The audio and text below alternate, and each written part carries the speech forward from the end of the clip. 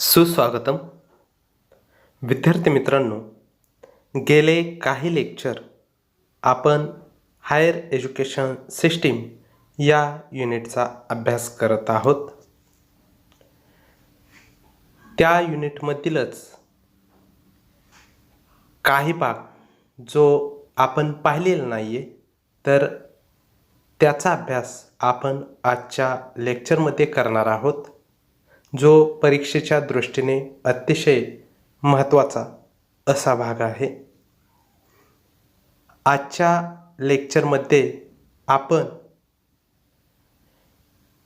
शैक्षणिक दृष्ट्या जे महत्त्वाचे आयोग नेमलेले होते, मग ते स्वातंत्र्यपूर्व काळात असतील किंवा स्वातंत्र्योत्तर काळात असतील, तर या आयोगांबद्दल आपण आजच्या लेक्चरमध्ये माहिती घेणार आहोत. त्यासोबतच जे शैक्षणिकदृष्ट्या महत्त्वाचे कार्यक्रम भारतात सुरू आहेत, त्याबद्दल देखील आपण माहितीही आजच्या लेक्चरमध्ये घेणार आहोत. तर आजच्या लेक्चरला आपण सुरुवात करूया. सर्वात प्रथम आपण जे शिक्षणाशी संबंधित आयोग आहेत, तर त्यांच्यापासून सुरुवात करूया. भारतात स्वातंत्र्यपूर्व काळात तसेच स्वातंत्र्यानंतरही शैक्षणिक प्रश्नांचा अभ्यास करण्यासाठी व शिक्षण व्यवस्थेसंबंधी शिफारशी करण्यासाठी अनेक समित्या व आयोग नेमले गेले. त्या आयोगांपैकी भारतीय शिक्षण आयोग, भारतीय विद्यापीठ आयोग, कलकत्ता विद्यापीठ आयोग, त्यानंतर विद्यापीठ शिक्षण आयोग, मुदलियार आयोग, भारतीय शिक्षण आयोग, तसेच राष्ट्रीय शिक्षक आयोग, तर इत्यादी आयोगांचा आजच्या लेक्चरमध्ये आपण अभ्यास करणार आहोत. सर्वात प्रथम आपण भारतीय शिक्षण आयोग, म्हणजे ज्याला हंटर आयोग असे म्हटले जाते, तर त्याच्याबद्दल माहिती घ्यायला सुरुवात करूया. इंडियन एज्युकेशन कमिशन म्हणजेच ईस्ट इंडिया कंपनीच्या बोर्ड ऑफ डायरेक्टर्सचे अध्यक्ष सर चार्ल्स वूड यांच्या सांगण्यावरून कंपनीने जे शैक्षणिक आदेश दिले त्यांना वूडचा खलिता किंवा वूडचा अहवाल असे संबोधले जाते. हा अहवाल 19 जुलै 1854 रोजी प्रस्तुत करण्यात आला. हा खलिता इतका सर्वसमावेश होता की भारतातील शैक्षणिक धोरणावर त्याचा पुढील कित्येक वर्ष, म्हणजे अगदी 50हून जास्त वर्ष हा प्रभाव टिकला. प्राथमिक शिक्षणाची प्रगती इसवी सन 1854 ते 1882 या कालखंडात अपेक्षेप्रमाणे न झाल्याने भारत सरकारने विल्यम हंटर यांच्या अध्यक्षतेखाली 1882 मध्ये एक आयोग स्थापन केला.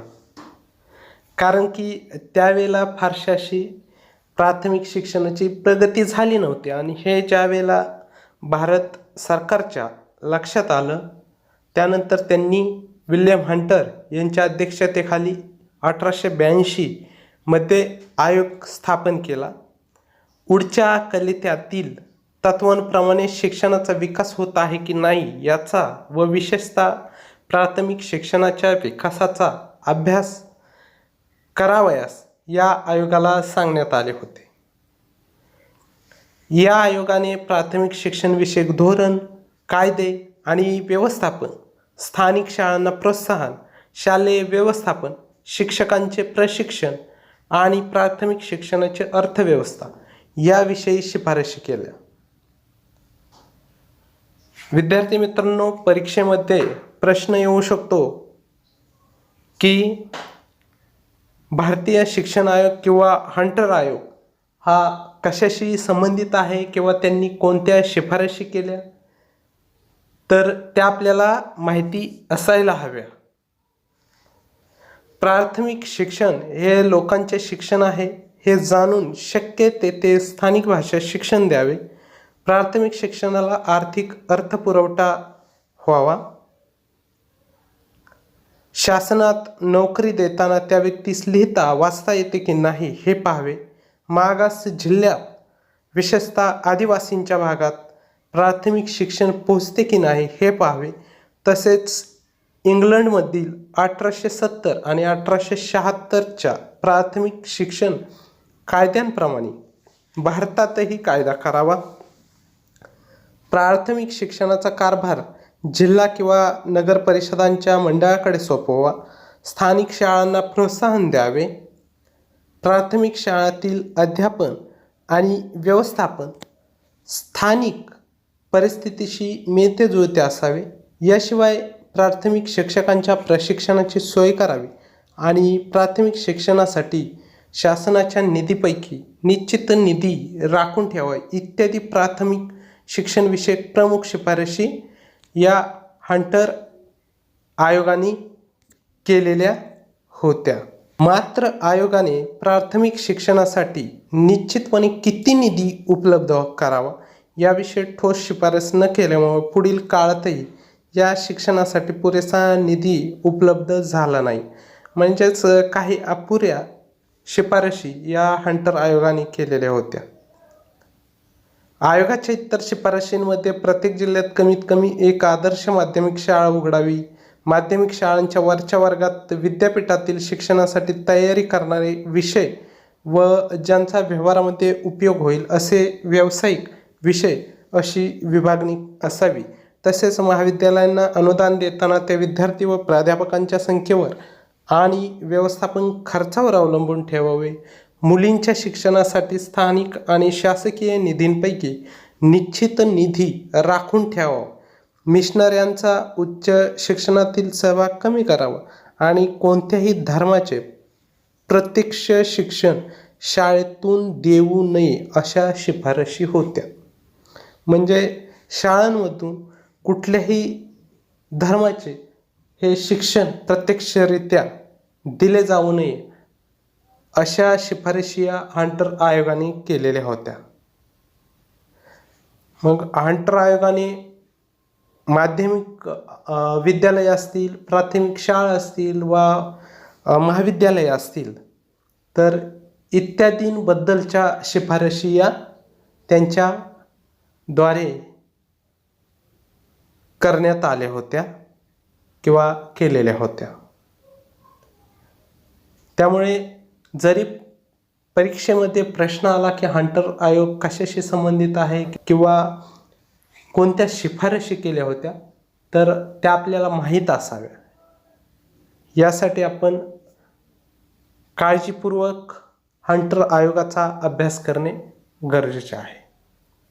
त्यानंतर जो दुसरा आयोग आहे तर तो आहे भारतीय विद्यापीठ आयोग. इंडियन युनिव्हर्सिटीज कमिशन लॉर्ड कर्झनने विद्यापीठांच्या सुधारणांकडे अधिक लक्ष देण्याचे ठरवले कारण शिक्षणाच्या स्तरावर आमूलाग्र सुधारणांची जरूर होती. म्हणजे शिक्षणाचा दर्जा हा ढासळलेला होता. त्याप्रमाणे 27 जानेवारी 1902 रोजी ब्रिटिश व्हाईसराय यांच्या कार्यकारी मंडळाचे एक सभासद रॅकले यांच्या अध्यक्षतेखाली एक आयोग नेमण्यात आला. भारतामध्ये विद्यापीठीय शिक्षणाची अंतिम व्यवस्था ठरवणे आणि ती साध्य होण्याच्या दृष्टीने प्रचलित व्यवस्थेमध्ये सुधारणा सुचवणे यासाठी हा आयोग होता. आता नक्की या आयोगाने काय काय शिफारशी केल्या होत्या त्या देखील पाहूया. या आयोगाने फक्त विद्यापीठ स्तरावरील शिक्षणाचा विचार करावा असे सुचवण्यात आले होते. दुर्दैवाची गोष्ट अशी की आयोगाने या मूलभूत गोष्टींचा विचार केला नाही. त्या काळी प्रचलित असलेली संलग्नता देणाऱ्या विद्यापीठांची व्यवस्था अधिक भक्कम करण्यात आली. भारतातील तोपर्यंतच्या विद्यापीठीय पातळीवरील सुधारणा लंडन विद्यापीठाचा आदर्श समोर ठेवून केलेल्या होत्या. मात्र लंडन विद्यापीठाने आपल्या रचनेत आणि कार्यपद्धतीत नंतर ज्या सुधारणा केल्या त्या भारतात आल्याच नाहीत. त्यामुळे जगात कोठेही नसलेली संलग्नता प्रदान करणारी विद्यापीठे त्या काळात फक्त भारतीय भूखंडातच होती. भारतीय विद्यापीठ आयोगाने पुढील प्रमुख शिफारशी केल्या. विद्यापीठ व्यवस्थापनाची पुनर्रचना करावी. विद्यापीठांनी कडक नियम घालून व व्यवस्थितपणे महाविद्यालयांच्या कामावर नियंत्रण ठेवावे आणि संलग्नतेच्या अटी अधिक स्पष्ट व कडक कराव्यात. महाविद्यालयातील विद्यार्थी कोणत्या वातावरणात राहतात आणि काम करतात यावर विद्यापीठांनी अधिक चांगले लक्ष द्यावे. विद्यापीठांनी काही मर्यादेपर्यंत अध्यापनाचे कार्य स्वीकारावे व विद्यापीठांचे अभ्यासक्रम आणि महाविद्यालयातील अध्यापन पद्धती यामध्ये आमूलाग्र सुधारणा करावी. मग अशा पद्धतीच्या शिफारशी या भारतीय विद्यापीठ आयोगाने केलेल्या होत्या.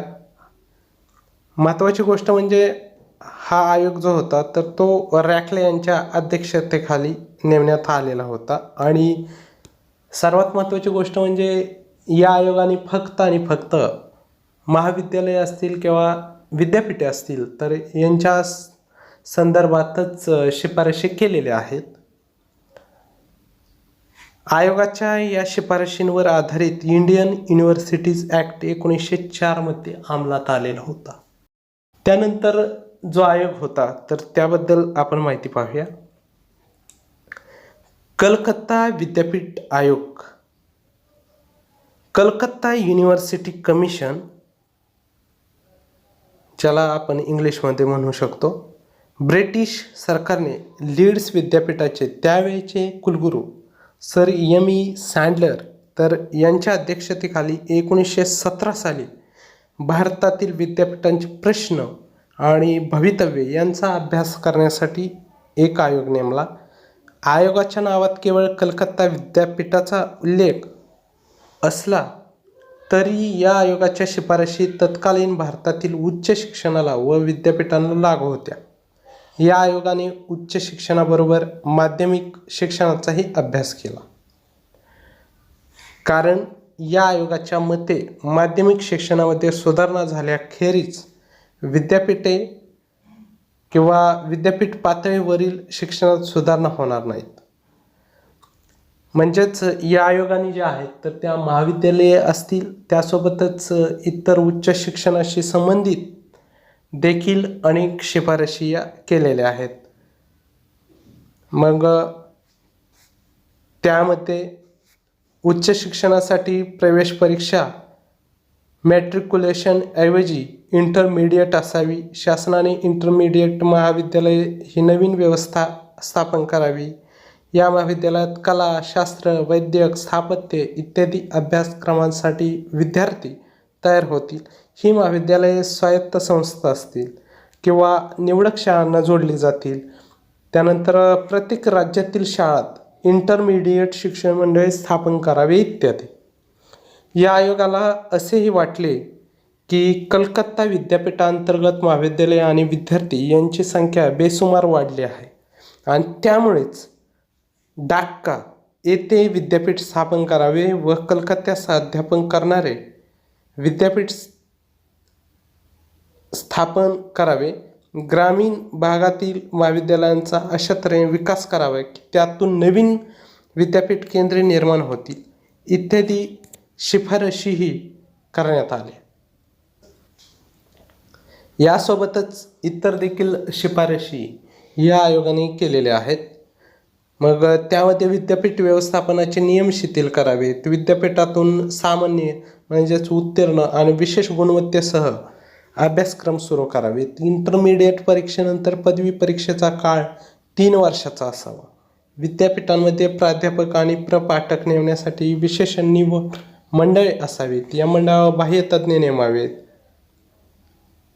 मुसलमान समाजातील शैक्षणिक मागासलेपण लक्षात घेऊन या समाजातील विद्यार्थ्यांना शिक्षणासाठी प्रोत्साहन द्यावे. प्रत्येक विद्यापीठात शारीरिक शिक्षण संचालक, विद्यार्थी कल्याण मंडळ, आरोग्य अधिकारी यांची नेमणूक करावी आणि त्यांनी वसतिगृहातील व्यवस्थेची पाहणी करावी.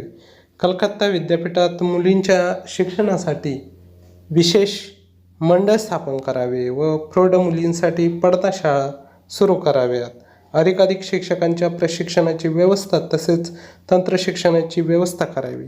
सर्व विद्यापीठांनी व्यावसायिक शिक्षणाची सोय करावी. तर इत्यादी शिफारशी या कलकत्ता युनिव्हर्सिटी कमिशन किंवा कलकत्ता विद्यापीठ आयोगाने केलेल्या होत्या. तर 1917ला कलकत्ता विद्यापीठ आयोग हा स्थापन करण्यात आलेला होता. त्यानंतरचा जो आयोग आहे तर तो आहे विद्यापीठ शिक्षण आयोग, म्हणजेच युनिव्हर्सिटी एज्युकेशन कमिशन. भारत स्वातंत्र्य झाल्यानंतर डॉक्टर सर्वपल्ली राधाकृष्णन यांच्या अध्यक्षतेखाली 1948मध्ये एक आयोग नेमण्यात आला.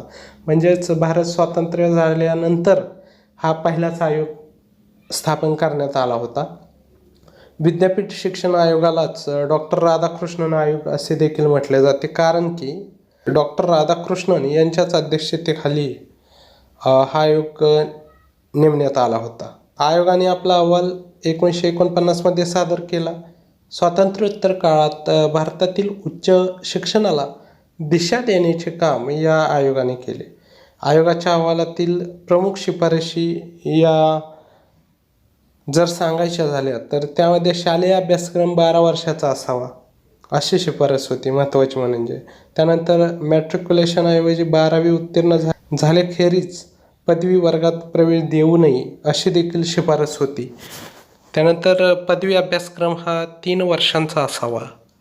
शालेय आणि विद्यापीठ पातळीवर सर्वसाधारण स्वरूपाचा अभ्यासक्रम असावा. विशेष अभ्यासक्रम मग त्यामध्ये स्पेशलायझेशन वगैरे मग त्यानंतर असावेत. नंतर जीवनाच्या प्रत्येक क्षेत्रासाठी आवश्यक असणारे सर्वसाधारण शिक्षण आणि विशेष शिक्षण निश्चित करावे व त्यासाठी अभ्यासक्रम तयार करावे. विद्यापीठांनी शुद्ध संशोधनाकडे अधिक लक्ष द्यावे आणि उपयोजित संशोधन हे उद्योगधंदे, संशोधन संस्था आणि विद्यापीठाबाहेरील संस्थांवर सोपवावे. संशोधन हा उच्च शिक्षणाच्या अध्यापनाचा गाभा असल्याने उच्च शिक्षणातील अध्यापन आणि संशोधन यांची पुनर्रचना करण्यात यावी. शास्त्र विषयातील संशोधन करणाऱ्या प्राध्यापकांना विशेष प्रोत्साहन द्यावे. आयोगाने विद्यापीठाच्या व्यावसायिक शिक्षणातील भूमिकेची विशेष चर्चा केली आणि कृषी, व्यापार, शिक्षण, स्थापत्य, तंत्रविद्या, वैद्यक आणि या प्रकारच्या व्यावसायिक शिक्षणाच्या बाबतीत विद्यापीठे काय करू शकतील तर याचा देखील विचार केला. या सर्व क्षेत्रात नवनवी उपक्षेत्रे निर्माण होत आहेत, त्याकडे विद्यापीठांनी लक्ष द्यावे अशी शिफारस देखील केलेली होती. त्यानंतर नव्या जबाबदाऱ्या पार पाडण्यासाठी विद्यापीठांना स्वायत्तता द्यावी, कारण की स्वायत्तता पुरेशा प्रमाणात नव्हती किंबहुना नव्हतीच.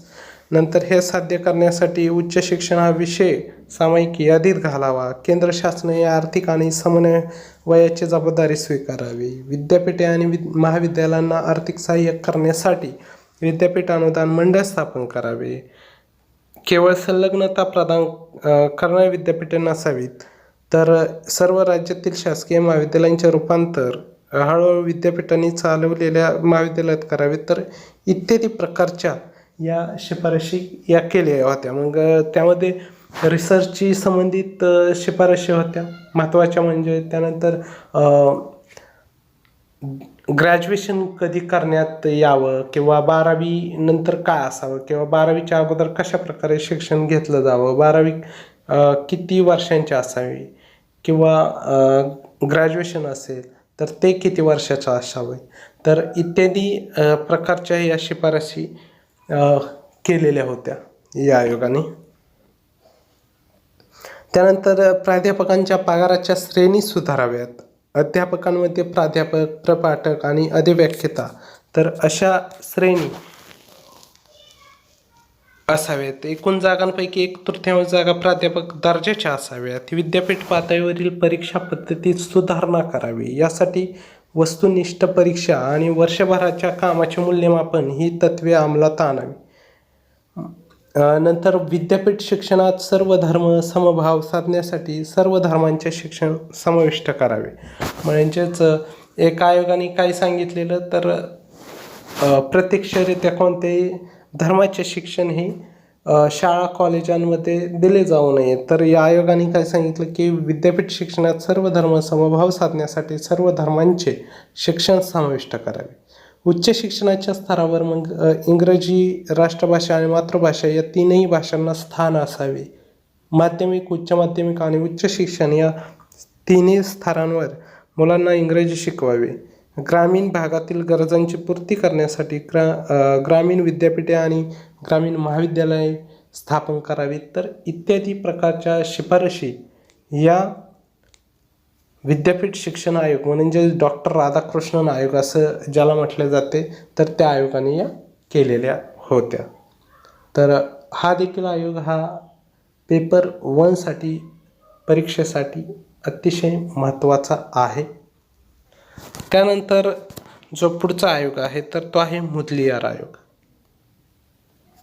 Secondary education commission. राधाकृष्णन आयोगाने एक महत्त्वाची सूचना केली होती, ती म्हणजे विद्यापीठ पातळीवरील शिक्षणात सुधारणा करावायची असेल तर त्यासाठी माध्यमिक शिक्षणाची पुनर्रचना व्हावी असावी. म्हणून केंद्र शासनाने डॉक्टर लक्ष्मण स्वामी मुदलियार यांच्या अध्यक्षतेखाली देशातील माध्यमिक शिक्षणाचा अभ्यास करून शिफारशी करण्यासाठी 1952मध्ये या आयोगाची स्थापना केली. आयोगाने आपला अहवाल 1953मध्ये सादर केला. या आयोगाने नक्की कोणकोणत्या शिफारशी केलेल्या तर त्या देखील आपण जाणून घेऊया. शालेय शिक्षण 11 वर्षांचे असावे. त्यातील शेवटचे 2 वर्ष उच्च माध्यमिक शिक्षणाचे असावीत. उच्च माध्यमिक स्तरावर इंग्रजी, हिंदी आणि मातृभाषा या 3 भाषा, सामाजिक शास्त्रे आणि सामान्य विज्ञान यात गणित असावेच. त्यानंतर एक व्यावसायिक विषय आणि कारागिराचा विषय यांचा समावेश असावा. अशा प्रकारच्या या शिफारशी मुदलियार आयोगाने केलेल्या होत्या. त्यासोबतच देशात विविध लक्षी शाळा सुरू कराव्यात. परीक्षा घेताना मूल्यमापनाची आधुनिक तंत्रे वापरावीत. शिक्षकी पेशाकडे गुणवान शिक्षक आकृष्ट होण्यासाठी शिक्षकांचे वेतन श्रेणी देखील सुधारावी व त्यांच्या सेवा शर्ती आकर्षक कराव्यात. शालेय स्तरावर व्यावसायिक आणि शैक्षणिक मार्गदर्शनाची सोय करावी. त्यानंतर अध्यापन पद्धती तसेच ग्रंथालय असतील आणि प्रयोगशाळा तर यात सुधारणा करावी. दृकश्राव्य अध्यापन साधनांचा उपयोग करून घ्यावा आणि शालांत परीक्षा विद्यापीठांनी घेण्यापेक्षा त्यासाठी स्वतंत्र मंडळे स्थापन करावीत. तर अशा प्रमुख शिफारशी या मुदलियार आयोगाने केलेल्या होत्या. म्हणजेच यामध्ये आधुनिक साधनांचा वापर देखील करावा. तर अशा देखील शिफारशी या मुदलियार आयोगाने केलेल्या होत्या. त्यानंतर आपण पुढील आयोगाबद्दल माहिती पाहूया. पुढील आयोग आहे तर तो आहे भारतीय शिक्षण आयोग, ज्यालाच कोठारी आयोग असे देखील म्हटले जाते. इंडियन एज्युकेशन कमिशन, ज्याला आपण इंग्रजीमध्ये म्हणू शकतो. भारतातील हा 6वा शैक्षणिक आयोग 1964मध्ये स्थापन करण्यात आला. Doctor D.H. कोठारी या आयोगाचे अध्यक्ष होते आणि J.P. नाईक आयोगाचे चिटणीस होते. तर त्यामुळेच म्हणजे डॉक्टर D.H. कोठारी या आयोगाचे अध्यक्ष असल्याकारणाने याला कोठारी आयोग असे देखील म्हटले जाते. कोठारी आयोगाने मात्र शिक्षणाच्या सर्व स्तरांचा आणि अंगांचा विचार केला. म्हणजेच यापूर्वीचे जे आयोग होते तर त्यांनी एका विशिष्ट थराचाच विचार केला होता. मात्र कोठारी आयोगाने शिक्षणाच्या सर्व स्तरांचा विचार हा केला. शैक्षणिक आणि राष्ट्रीय पुनर्रचना एकमेकांशी संबंधित आहे, एकमेकांवर अवलंबून आहेत. त्यामुळे या आयोगाच्या नावात एज्युकेशन कमिशन याबरोबरच एज्युकेशनल आणि नॅशनल डेव्हलपमेंट असे शब्द आहेत. शिक्षणाला प्रथमच राष्ट्रीय स्तरावर एवढे महत्त्व मिळाले आयोगावर फ्रान्स, जपान, ब्रिटिश, अमेरिका व रशिया या देशातील शिक्षण तज्ज्ञ सभासद म्हणून होते. म्हणजेच कोठारी आयोगामध्ये फक्त केवळ भारतीयच नव्हे तर इतर देशातील देखील सदस्य हे किंवा सभासद शिक्षण तज्ज्ञ हे या आयोगामध्ये सहभागी झालेले होते.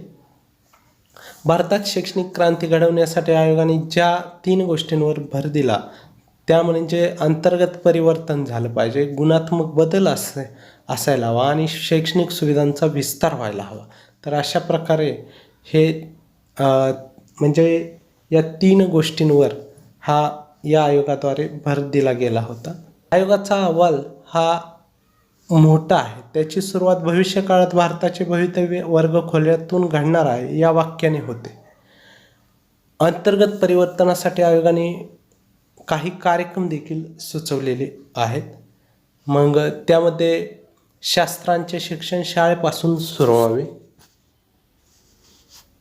विद्यापीठ पातळीवरील शास्त्रांच्या अध्यापनात सुधारणा करून शास्त्रीय संशोधनात प्रोत्साहन द्यावे, कार्यानुभव म्हणजेच विद्यार्थ्यांना शाळेत, घरात, कारखान्यात जेथे शक्य असेल तेथे उत्पादक कामात भाग घेण्याची संधी मिळाली पाहिजे.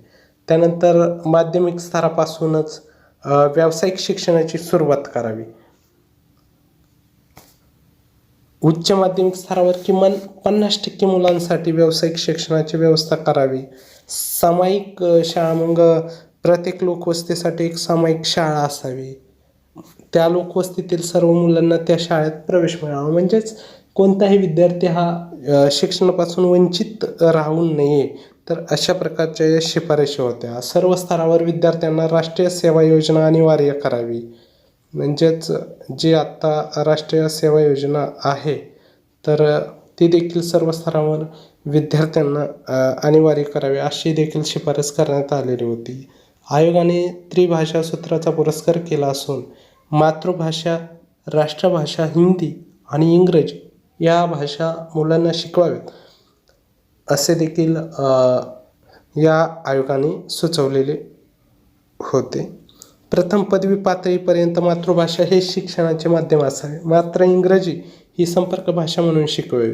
राष्ट्रीय एकता वाढीस लागण्यासाठी काही कार्यक्रमाचा अभ्यासक्रमात समावेश करावा व योग्य ते अभ्यासेतर कार्यक्रम राबवावेत. सध्याची शिक्षण पद्धती साचेबंद आहे, तिच्यात गतिमानता आणावी. तसेच अभ्यासक्रम, पाठ्यपुस्तके, अध्यापन पद्धती यामध्ये देखील विविधतेला वाव द्यावा. ज्यांना शाळा महाविद्यालयात जाऊन शिकणे शक्य नाही त्यांच्यासाठी अंशकालीन व घरी बसून शिक्षणाचे मार्ग उपलब्ध करावेत. शिक्षणातून सामाजिक आणि नैतिक मूल्ये विकसित होण्याच्या दृष्टीने अभ्यासक्रम, पाठ्यपुस्तके आणि अभ्यासेतर कार्यक्रम यांची रचना हवी. शिक्षणातील गुणात्मक बदलासाठी आयोगाने शैक्षणिक सुविधांचा कमाल वापर, शैक्षणिक आकृतिबंधांची पुनर्मांडणी, शिक्षकांच्या वेतन श्रेणीत आणि दर्जा सुधारणा, अभ्यासक्रम, पाठ्यपुस्तके आणि मूल्यमापन यात आमूलाग्र सुधारणा आणि सर्व स्तरांवर निवडक शैक्षणिक संस्थांमध्ये आमूलाग्र सुधारणा इत्यादी मार्ग सुचवले आहेत. शैक्षणिक संधींच्या विचारासाठी आयोगाने प्रौढ शिक्षण, सार्वत्रिक प्राथमिक शिक्षण आणि माध्यमिक तसेच उच्च शिक्षणाचा विस्तार या कार्यक्रमांचा पुरस्कार केला.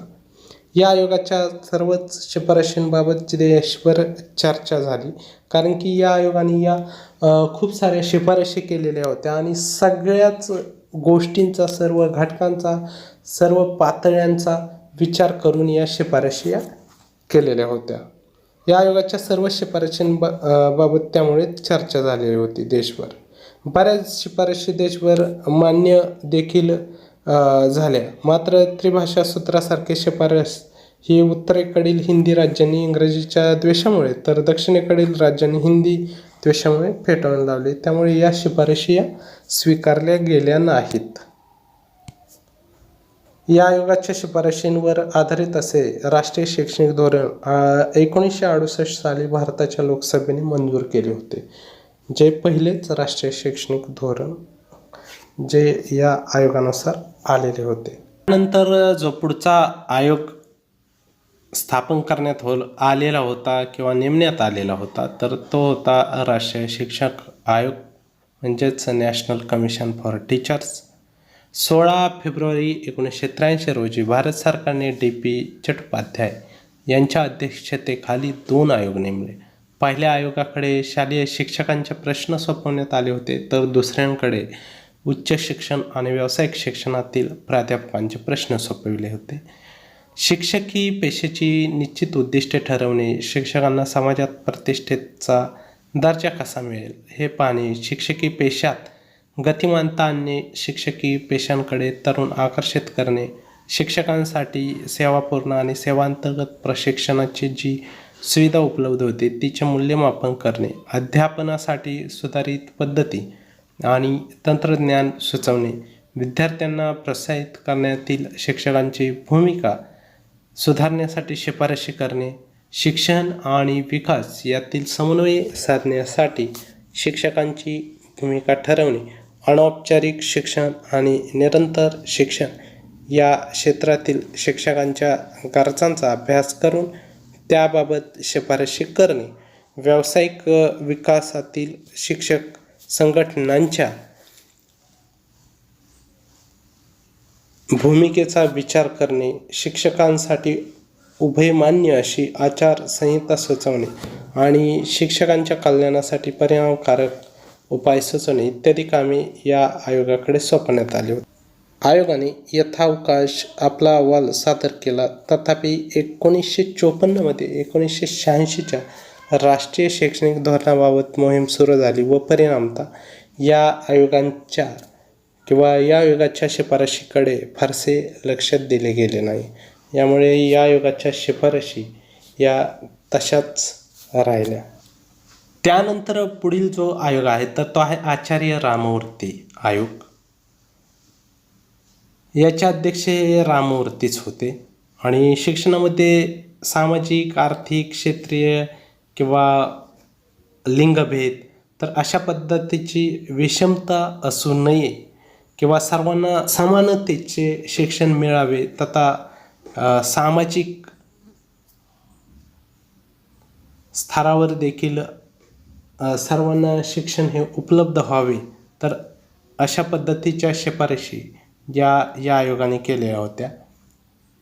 त्यानंतर शिक्षणामध्ये मॉडेल आणि सेमिस्टर पद्धती ही देखील वापरली जावी अशी देखील शिफारस ही आचार्य राममूर्ती आयोगाने केलेली होती. त्यानंतर स्किल डेव्हलपमेंटवरती जास्त लक्ष दिलं गेलं पाहिजे, तर अशी देखील शिफारस ही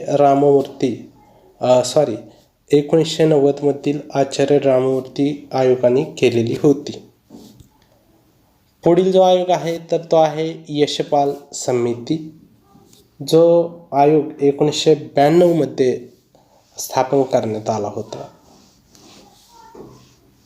शिक्षण प्रणालीमध्ये सुधारणा करण्यासाठी आणि प्राथमिक शिक्षणाला अधिकच रुचिपूर्ण आणि गुणवत्तापूर्ण बनवण्यासाठी आणि विद्यार्थ्यांना समजतील अशा प्रकारचे पाठ्यक्रम तयार करण्यासाठी आणि विद्यार्थ्यांमध्ये सामंजस्य पातळी वाढवण्यासाठी, त्यांच्यात ज्ञानवृद्धी करण्यासाठी हा आयोग स्थापन करण्यात आला होता. आणि शिक्षणाला टेक्निकल दृष्ट्या देखील जोडले जावे अशी देखील शिफारस या आयोगाद्वारे करण्यात आलेली होती. तर विद्यार्थी मित्रांनो, अशा प्रकारचे हे शैक्षणिक दृष्ट्या किंवा शिक्षणाशी संबंधित असणारे आयोग आपण पाहिलेले आहेत, त्यांच्याबद्दल माहिती देखील पाहिलेली आहे. मग ते कोणाच्या अध्यक्षतेखाली नेमण्यात आलेले होते किंवा त्यांची स्थापना कधी झालेली होती, त्या आयोगाचा नक्की उद्देश काय होता, त्या आयोगाने शिफारशी काय केलेल्या होत्या, तर याबद्दल देखील आपण माहिती पाहिलेली आहे. परीक्षेच्या दृष्टीने देखील तुम्ही या आयोगांबद्दल अभ्यास करणे गरजेचे आहे, कारण की परीक्षेमध्ये या आयोगावर देखील प्रश्न हे विचारले जाऊ शकतात आणि बऱ्याच वेळा हे विचारले गेलेले आहेत. तर त्यामुळे तुम्हाला देखील या आयोगांबद्दल अभ्यास करणे हे अतिशय आवश्यक आहे. पुढील लेक्चरमध्ये आपण जे शिक्षणाशी संबंधित कार्यक्रम आहेत तर त्यांचा अभ्यास करणार आहोत, त्यांच्याबद्दल चर्चा करणार आहोत. आजच्या लेक्चरमध्ये आपण इथेच थांबूया. स्वतःची आणि कुटुंबाची काळजी घ्या. धन्यवाद.